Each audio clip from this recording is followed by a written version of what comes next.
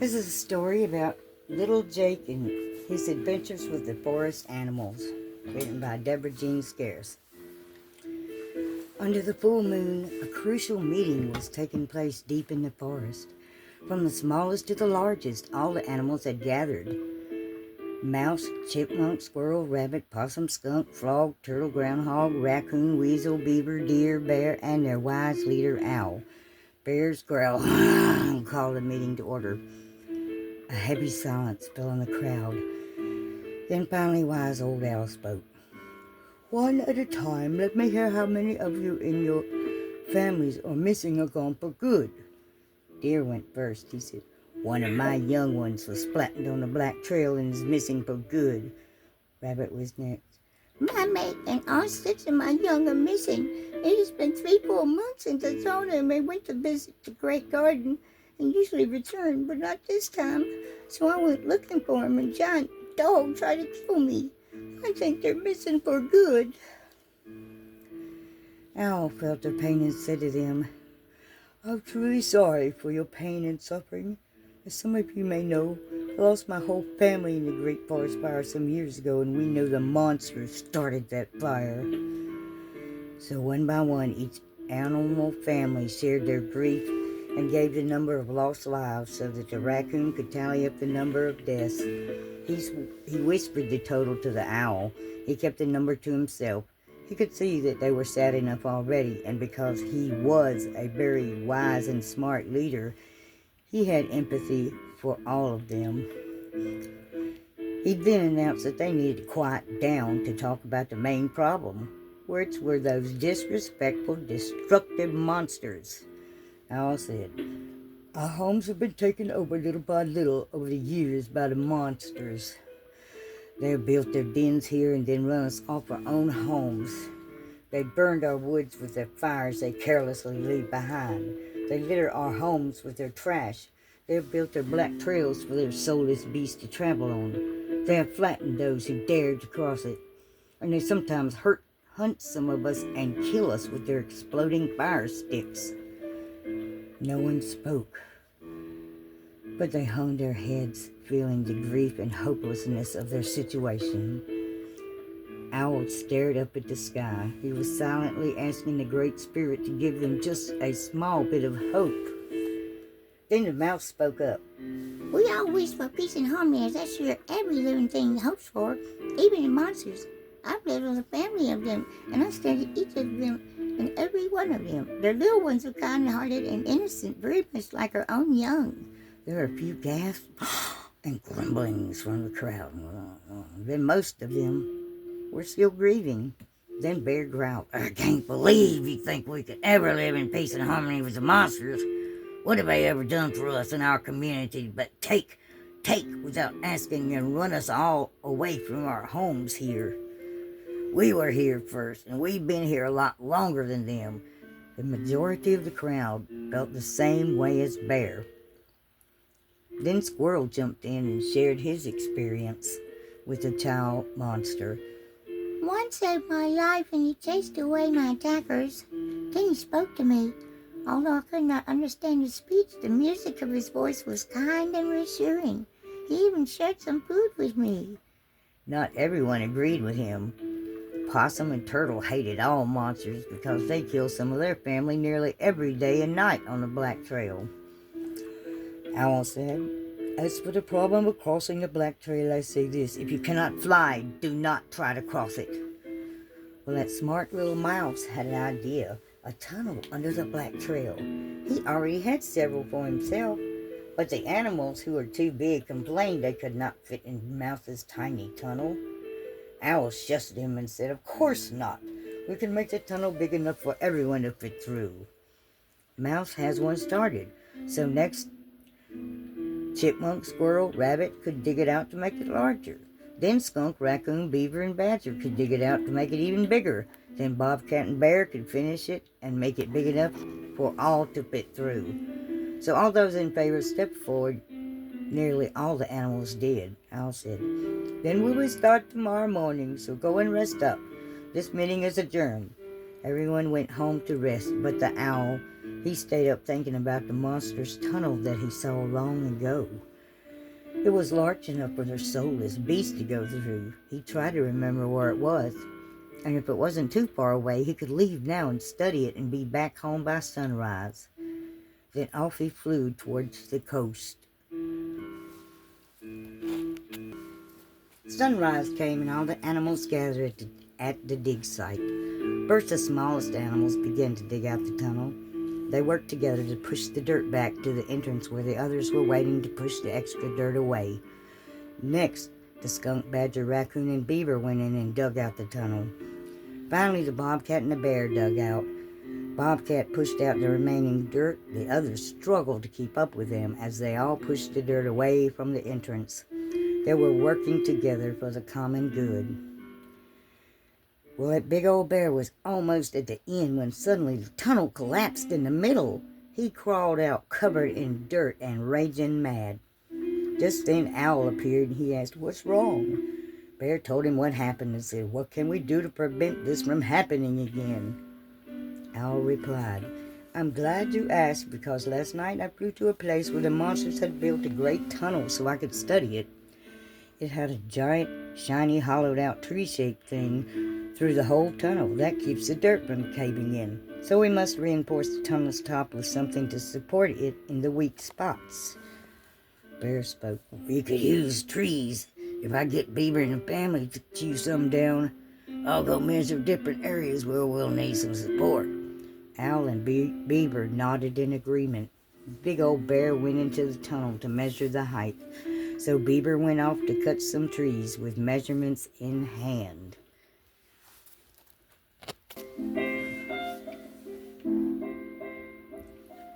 In the meantime, there were lots of soulless beasts with human families, young and old, traveling somewhere on the Black Trail. One of those families had a boy named Eric. He was very sad because his mother was sick and in the hospital, and he had been a foster child ever since. This was his second foster home now. His only possessions that he had was a few clothes for school packed into a treasure chest his mother had given to him. His fellow traveler was a Jack Russell Terrier who was pretty down in the dumps himself. He had just lost his human for good a few days ago, and now he was going somewhere and didn't even know where he was going. On that very same night, Deer and Bear worked to roll the cut trees to the entrance of the tunnel. Bear pulled the tree in and fitted it in the tunnel. He continued until he had reached the caved-in place. Then he began to dig again. The others removed the dirt. It seemed a long process, but they worked well together for the common good. By the next morning, it was finished. All the animals gathered at the tunnel. The owl had one rule to follow. There will be no hunting or killing in the tunnel or within 1 mile of the entrance or exit of the tunnel. If the rule is broken, the rule breaker will be hunted down and killed. They all agreed and proudly walked through the tunnel and crossed the Black Trail safely. All seemed to go well in the forest until the next week. The wolves, who didn't know about the rule, had been hunting and killing the smallest animals at the end of the tunnel.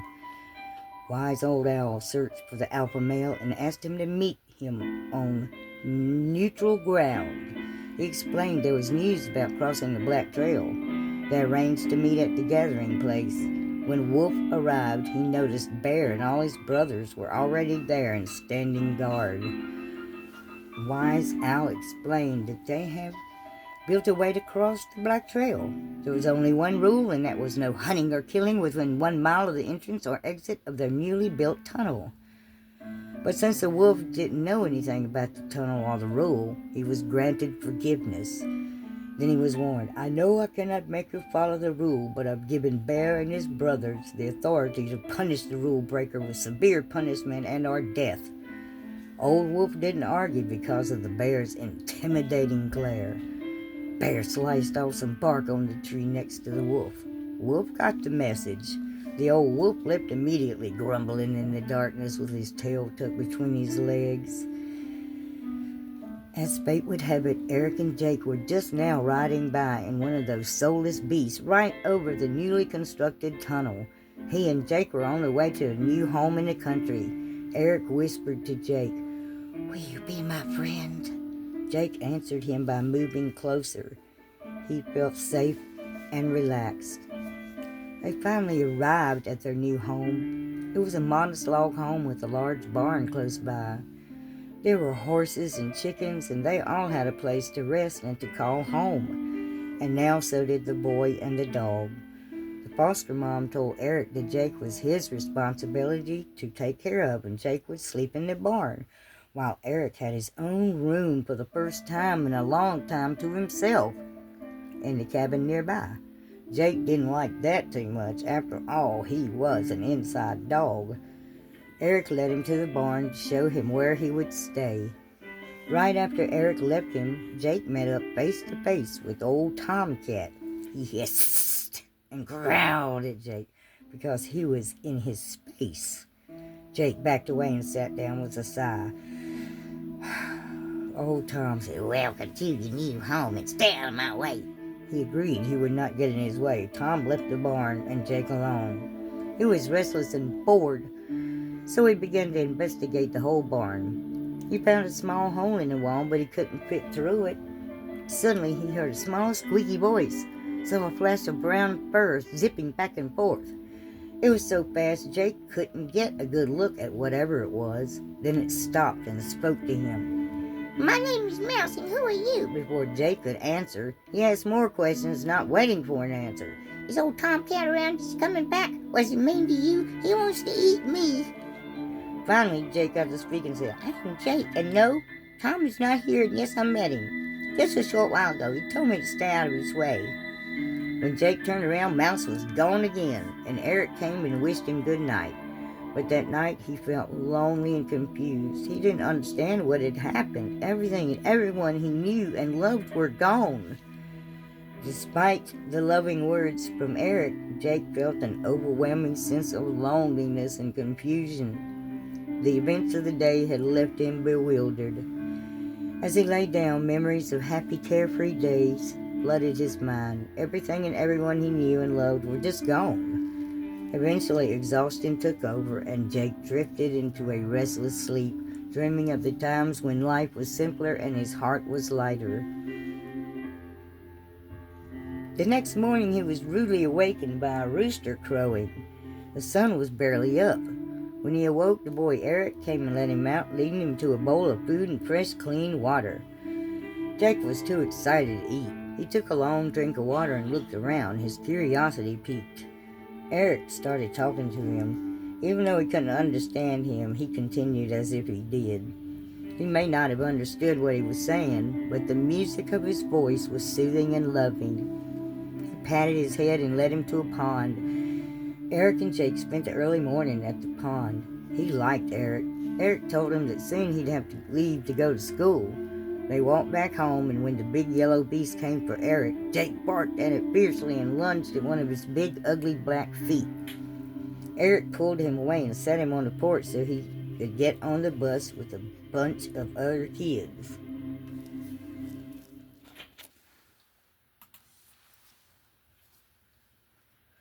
That morning, after Eric had left, Mouse dashed by to make sure there was no cat around. Then he started bragging about how his idea helped the whole community.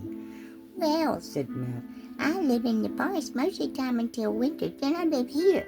I'm a big hero in the forest right now because of my tunnel under the Black Trail. What is the Black Trail? Questioned Jake. And what is a tunnel? Have you been living under a rock or something? Said Mouse. The Black Trail is what the monsters made to ride the soulless beast on, that hunt and kill the animals that live in the forest who dare cross it. Mouse explained, I'm the one who saved many lives because of my great idea. Jake asked excitedly, will you show me the Black Trail and the tunnel tomorrow? I will give you some of my food.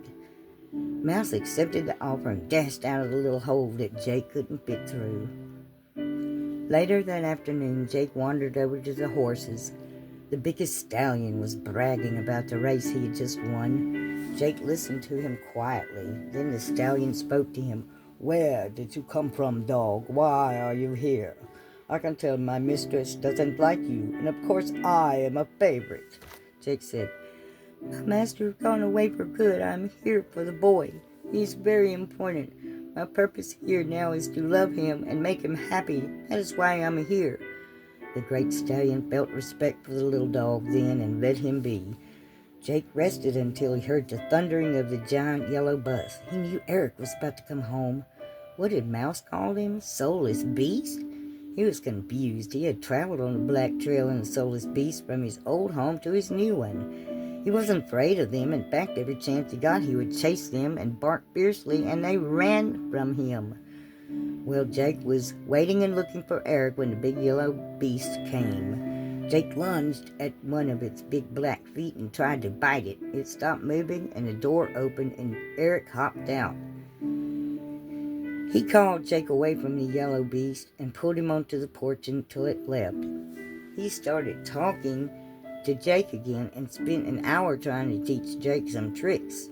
Eric spoke sternly. "Sit, Jake." And then he would push Jake's backside down into a sitting position. And then he would pet and praise him. He was so happy. From then on, every day, he would listen to the word that was etched in his mind and studied it. Late that night, alone in the barn, he would practice speaking the new word. It was hard for his barky voice to pronounce a word, but he finally did it. He couldn't wait for Eric to let him out in the morning. Jake was excited, yet he was so tired, and soon he fell asleep. Early the next morning, Rooster again woke Jake up with his loud cock-a-doodle-doos. Eric came and gave Jake his food and then climbed onto the giant yellow thing with lots of other kids and left again. This time, Jake didn't chase or attack that thing. Jake was waiting for the mouse. It had been a long time since he had an adventure. The mouse, as usual, snuck up quickly on Jake. Jake took his paw and dug out a few pieces of dog food. "Here you go, Mouse." "Well, let's go then. I don't have all day to waste," snapped Mouse. They walked a good way, and finally the mouse said, "We're here. This is Black Trail." Jake said, "Well, I walked on this many times, but I didn't know what it was called. Is there any way I could meet Wise Owl?" asked Jake. "Sure," said Mouse. "If he's around, follow me." Mouse whispered, "We're almost there." They finally reached the entrance of the tunnel, and the mouse said, "Okay, I've shown you. Now let's go back and get my food." Jake was curious, though. He wanted to walk through to the other side. He took a few steps towards it. Then suddenly before him was the meanest looking dog you've ever seen. Mouse said, "Don't worry about Bear. He and his brother guard the tunnel night and day. They're enforce the #1 rule." "Oh, Jake stammered. What is the #1 rule?" He shook with fear when the bear answered him. "No hunting or killing in the tunnel or within 1 mile of the entrance and the exit of the tunnel." "Okay, got it," Jake meekly answered. The bears were still riled up over the wolves, and they terrified Jake. Jake wanted to tell Bear that not all humans were bad. He had seen for himself. They were very loving and caring. He thought it best not to say anything until he spoke to Owl. Jake asked the mouse to please set up a meeting with the owl. He said he would let them know in the morning. Suddenly Bear growled, "Get down! The monster's coming! It's a big one!" Jake said, "Wait a minute, that's not a monster." It was the big yellow thing Eric called a school bus. Jake said his goodbyes and took off running, hoping to beat Eric home. Well, he did. He was so happy to see him. He loved that boy, even more than his old mistress, who was gone for good. A big smile was on both their faces as they raced towards each other for a hug and a snuggle. Eric explained that he had some homework to do and that he'd be back later for another lesson and a nice walk. Jake waited for over an hour. He was starting to get a little bit irritated when the boy came in to get him. They walked around a bit and found a quiet place in the forest to have some quiet time. Eric was very happy with his new life and his new dog Jake. He'd even forgotten about how badly his past foster family treated him. This was heaven, and he never wanted to leave. He looked at his beloved loyal pet and said, "I love you." He said it over and over as he hugged Jake. It was time to go already. The sun was setting and bedtime was just around the corner. He walked Jake to the barn, told him good night, and said, "I love you," one more time. He went inside to go to bed. His thoughts went back to the forest animals. They were wrong. Not all humans were monsters. Lots of them really loved and cared about the animals and their environment. Some even held protests to fight deforestation. They respected the animals and the forest they lived in. Eric had told him stories about how the humans helped animals.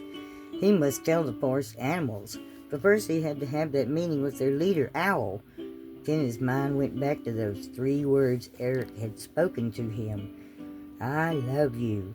He tried to speak those words with his barky little voice. He fell asleep practicing that phrase. He knew what it meant. He had felt what it meant.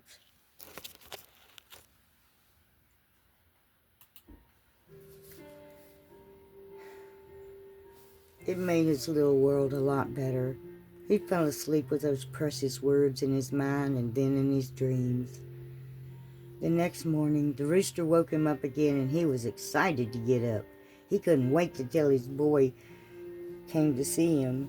He was going to surprise him and say the 3 words that meant so much to him. And today was Saturday, and there was no school, so they spent a whole day together playing in a special place in the forest. Mouse came by earlier to tell Jake the meeting was set up for that evening in the forest clearing where they usually have their meetings. A little later, Jake started whining and barking to convince Eric to follow him to the meeting. When Jake met Owl, he began telling the positive things humans have done to help animals in the past. Jake listened to all the animals' complaints. They had lost so many loved ones. They just didn't believe him. The meeting ended and Jake and Eric went back home. Eric put Jake in the barn, but before he could leave, Jake spoke the 3 special words in his barky little voice. He hoped Eric would understand him. He did understand, and hugged Jake and also told him, I love you too. He was so proud to have such a smart dog, even if no one else ever heard him speak. The next morning, the family left to go to something called church. Eric told him he'd be back in a couple of hours and then they would walk to their favorite spot in the forest for the rest of the day and play. While Jake waited for the boys to return, across the forest, 2 mischievous boys named Mark and Barry decided to skip church. Instead, they stole some cigarettes and matches as they were planning to sneak off to the forest to practice smoking cigarettes because they thought it would make them look cool, like the older kids. Jake waited patiently for his boys' return home. It was a long 2-hour wait, but when Eric got home, he did what he promised after he changed into his play clothes. They went to the favorite spot in the forest and began to play tag. As Jake and Eric played tag, Jake suddenly halted, lifting his nose to the air. A faint, acrid smell reached his nose. It was something dangerous. Instinctively, Jake knew he had to warn Eric, then the forest animals. Then Eric saw the smoke and ran back to home to call 911 for the fire department, and Jake ran off to find Owl. He found Owl and a few other animals and told them what was going on. So Owl flew off to warn the rest of the animals. They all followed their wise leader Owl to the highest hill where they could watch safely away from the fire and its smoke, and wanted to watch what the humans would do.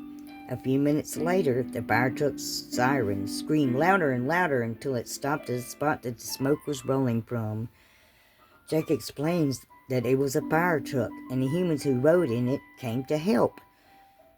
It took the firemen a little while, but they finally put out the fire and caught the 2 guilty boys and called their parents to discuss the boys' punishment. After all the humans had left, Jake was left to explain to the animals what had happened. Jake explained that the fire truck had humans who came to help them by putting out the fire. The 2 boys who started the fire were in trouble and would be punished. He told them that Eric ran to his home and called the fire department for help. The animals were all happy and grateful to the firemen and grateful to Jake and Eric for the warning. No lives were lost that day. Now the animals started listening to all the stories Jake had told him about humans who were good. They had a grand celebration full of love for one another and crowned Jake and Eric the heroes of the forest. Things were good for many, many years to come. Eric grew up and graduated high school and was soon to move far away to go to another school called college. He tried to explain to Jake why he couldn't go with him.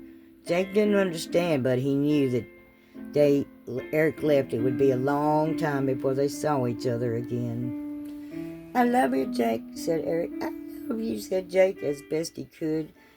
And then he watched him leave until the car was out of sight. Years later, after Eric graduated college, he felt an irresistible urge to explore the world. Yet no matter how far he traveled, thoughts of his best friend Jake were never far from his mind. He missed him dearly. Several more years passed, and Jake was getting old. He couldn't see or hear as well as he used to, and he couldn't run very fast anymore. But he never stopped looking for Eric to come home. He never forgot those 3 special words. He held that in his heart with the memory of the boy who was his best friend. Several more years went by, and Jake thought the day would be the same for Jake as every other day had been. He stood on the hill that overlooked the road and watched for Eric every day for many years. He had watched for hours that day and finally gave up and started back home. A little while later, just before dark, a car arrived, and some tall, strange man got out of the car and stretched his body and yawned. He looked around and thought everything here was the same. The stranger called for Jake. Jake didn't recognize Eric. He was expecting a little boy in a little boy's voice. Then Eric said the 3 special words. "I love you, Jake. It's me, Eric. I've grown up." The man just laughed and laughed because of the confused look on Jake's face. Jake thought he's too tall and skinny and smelled too clean to be his boy, and that laugh sounded familiar. He stared at him and smelled him. It was his boy. Jake jumped into his arms and gave him sloppy, wet dog kisses. Eric squeezed and praised Jake and then set him down. He started telling his best friend about all the places he'd been and all the strange sights he had seen. He told Jake that he never forgot him and he was sorry it took him so long to return. He said most humans had to get a higher education to learn how to make a living and try to make the world a better place for all. It was for the good of the whole community, human and animals. Things just fell into place for the good of all. Jake didn't understand, but loved hearing this tall, grown-up Eric speak. Eric had traveled a long way, and he was tired and ready to go inside to sleep. But this time, he took Jake with him. Jake was also very tired, but so very happy. Jake somehow knew and felt that his time with his best friend would end too soon, for Jake was not feeling very well. He sensed that he would soon be going away for good. Eric also had a feeling something was wrong because someone from home had left him some messages that Jake was acting different. So he hurried home to spend Jake's remaining time spoiling him and loving him. Sadly, the day came a week later when Jake didn't wake up with Eric. He looked as though he was sleeping peacefully, with a smile on his sweet little angelic furry face, and loved to carry with him on his journey home to heaven. He peacefully slipped away as Eric cradled his little body and cried.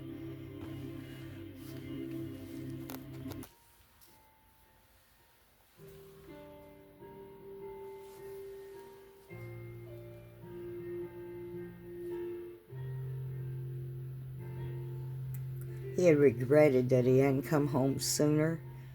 He then wrapped him up in the finest blanket he had and gently and carefully placed him in a small wooden treasure chest that he had had since he was a boy. After all, Jake was a precious treasure. Matthew 6:21, "For where your treasure is, there will your heart be also." Eric buried his best friend in their favorite spot in the forest. All the animals that knew Jake came and paid their respects and said their goodbyes. Eric said a prayer and added, "Jake, I love you.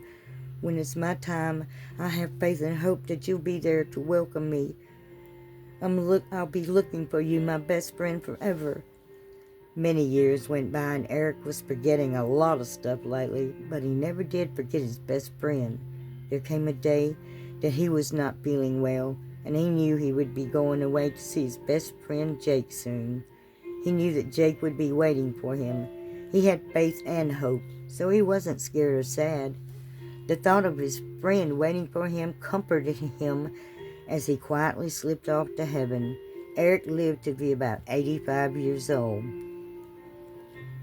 He got to live in the most beautiful forest with his friend Jake and other animals who were there, and they all had peace and joy and love. So much pure, innocent love. Once you arrived there, you'd never want to go back and live on earth again. 1 Corinthians 13:13 says, "And now these three remain, faith, hope, and love. But the greatest of these is love, agape love." So now faith, hope, and love abide. These three. But the greatest of these is love. Romans 8:28. And we know that all things work together for good to them that love our Creator. Everything worked out for the good of animals and humans. Jake had left behind a legacy of being a peacemaker between humans and animals. He was born for this job and he did it very well. Also, he was to watch over the boy. Eric's life was never easy or happy. His father was a selfish, immature, spoiled mama's boy who still lived with his mother. He denied that Eric was his. His mother suffered with depression and really didn't take care of Eric. It was the other way around. Eric took care of her. He learned how to cook, shop, and did all household chores. Yet there was no man of the house or father figure there to help him learn to be a good man. His mother tried. She read the Bible to Eric and taught him about God's love for us. Prayers were answered by the great Creator, so he looked down favorably upon Eric, and that is why Jake was sent to him. The Creator made Jake a very special dog. Jake was super smart and loved Eric no matter how far and long he was away from him. He gave Jake the ability to remember and say some words. Romans 8:28. And we know that all things work together for the good to them that love our Creator.